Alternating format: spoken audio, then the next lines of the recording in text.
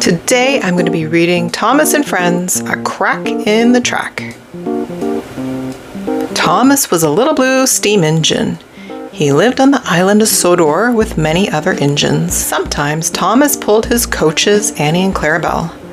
"Hurry, hurry," said the coaches. Sometimes Thomas pulled freight cars.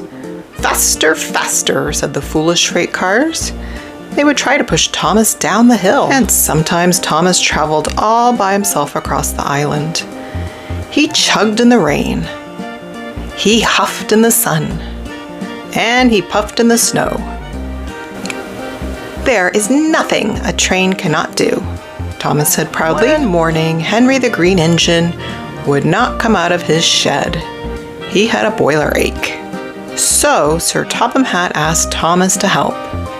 "Beep, beep," Thomas said to the people. "I can take you where you want to go." Soon clouds gathered.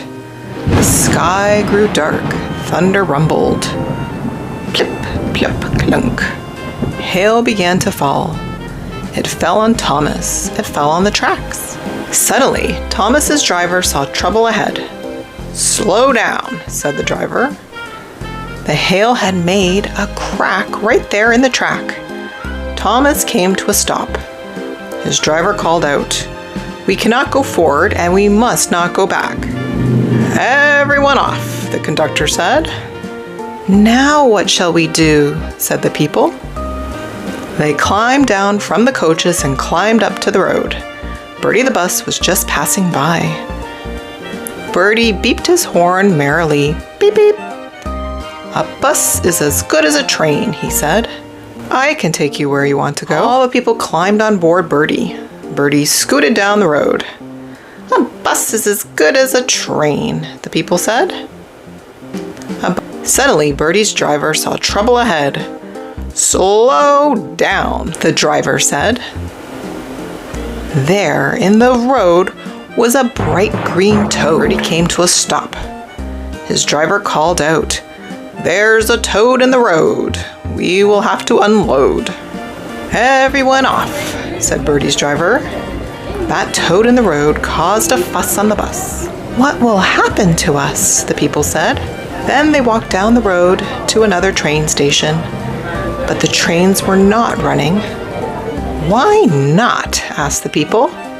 They soon found out. Thomas was still stuck at the crack in the track. Percy was stuck there at Thomas's back. Gordon was stuck behind Thomas and Percy. James with 2 freight cars was in quite a hurry. The freight cars were needed in the yard, but James could not get past Gordon and Percy and Thomas. And the foolish freight cars refused to back up. "No, no, no," they said.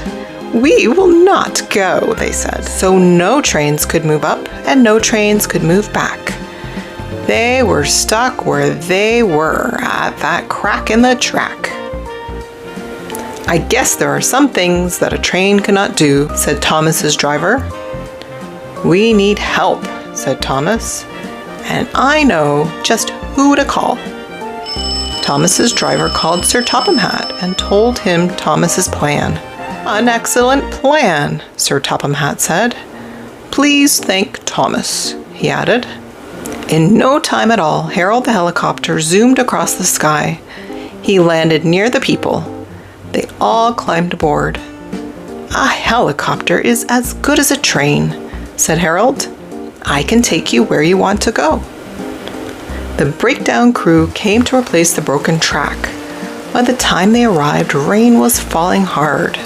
The crew came with cranes. They sang while they worked. "A crane is as good as a bus or a train. We'll fix up your track and we don't mind the rain." Finally, Thomas could move. So could Percy and Gordon. James, with his freight cars, was close behind. They turned on the turntable and went back to work. The people saw Thomas waiting to take them home. "Are you sure you can take us where we want to go?" they asked. "I thought there was nothing a train could not do," said Thomas, "but now I know that just isn't true. I learned a big lesson from one little crack. A train is only as good as its track." And that was Thomas and Friends, A Crack in the Track. Please like and subscribe, and I'll see you again tomorrow with another video. Bye!